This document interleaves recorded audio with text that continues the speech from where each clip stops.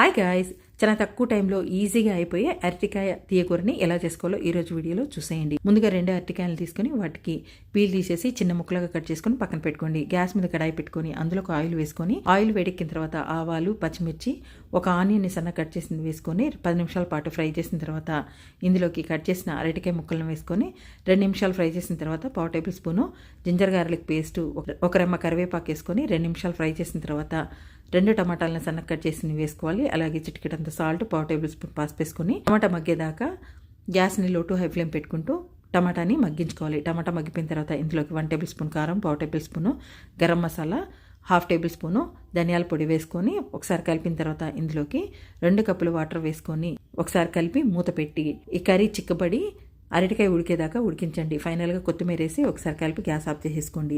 వేడివేడి అన్నంలోకి ఈ కర్రీ సూపర్ టేస్టీగా అదిరిపోతుంది. మీకు ఎవరికైనా ఈ కర్రీ తెలుసండి కామెంట్ చేయండి. వీడియోని అసలు